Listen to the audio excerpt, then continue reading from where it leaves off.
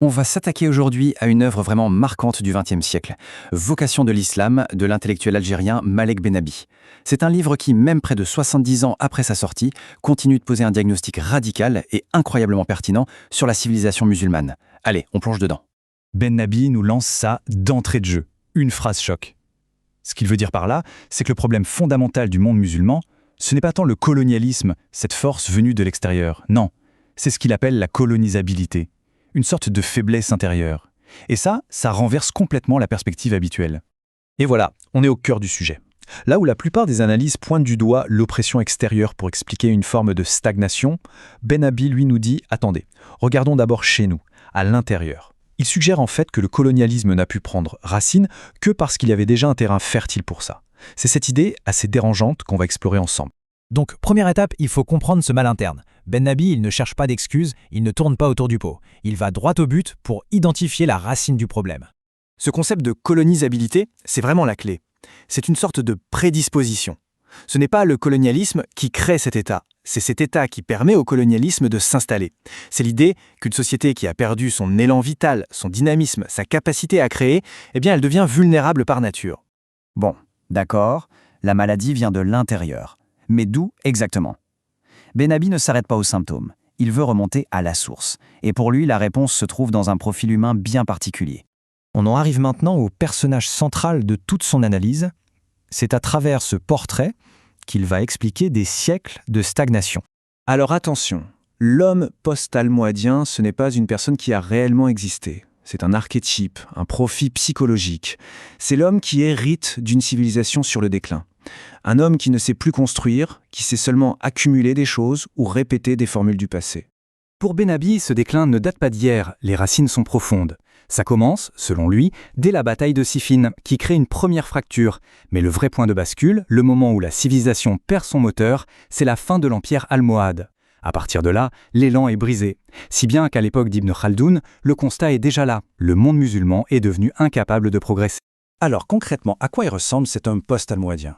Eh bien, il est incapable d'innover. Il est fasciné par les mots, par les grands discours, mais il est totalement inefficace dans l'action concrète. Il se réfugie dans la glorification d'un passé qu'il idéalise au lieu de construire le présent.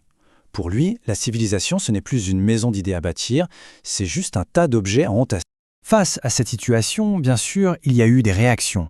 2 grandes voies ont été tentées pour sortir de l'impasse. Mais selon Bennabi, les 2 ont été des échecs. On va voir pourquoi. Ce qui est génial ici, c'est la symétrie de l'échec. D'un côté, on a les réformistes, qui pensent que la solution, c'est de retourner à un passé pur.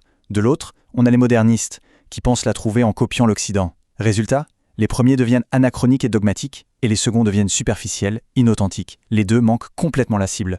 Le point crucial, c'est que ces 2 approches restent à la surface des choses. Les réformistes se perdent dans des débats théologiques sans jamais toucher à l'énergie sociale. Les modernistes, eux, importent des voitures, des technologies, des diplômes, mais ils n'importent pas l'esprit de discipline, de travail et de créativité qui a permis de les produire. Ils prennent l'objet, mais ils ratent l'idée qui est derrière. Et tout ça nous amène au cœur de la thèse de Bennabi, le diagnostic final qui explique pourquoi ces 2 voies n'ont mené nulle part. Du coup, la question devient évidente. Si revenir en arrière ne marche pas, et que copier les autres ne marche pas non plus, c'est que le problème est ailleurs. Il n'est ni dans la doctrine, ni dans la politique. Alors où?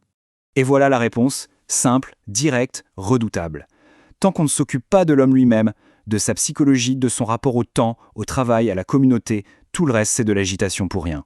Ça, c'est vraiment le moment clé de sa pensée. La renaissance, la vraie, ne viendra pas d'un changement de gouvernement, d'une nouvelle loi ou d'une machine importée. Elle doit commencer par une transformation intérieure, par la création d'un homme nouveau, capable de redevenir un moteur de civilisation. Alors, qu'est-ce qu'on fait de ce diagnostic un peu sombre? Est-ce que tout est perdu? Non, parce que Bennabi ne s'arrête pas là. Il ouvre une perspective, ce qu'il appelle une vocation. C'est tout le sens du titre de son livre. La vocation, ce n'est ni un retour nostalgique au passé, ni une dissolution dans un modèle qui n'est pas le sien. C'est de retrouver sa propre force créatrice pour participer à nouveau à l'histoire du monde, pour apporter sa propre pierre à l'édifice humain commun. Et c'est sur cette question que Bennabi nous laisse. Dans notre monde actuel, où les débats sur l'identité, la tradition et la modernité sont plus vifs que jamais, cette description d'un monde coincé entre l'imitation superficielle et la nostalgie stérile, eh bien, elle résonne d'une manière assez particulière.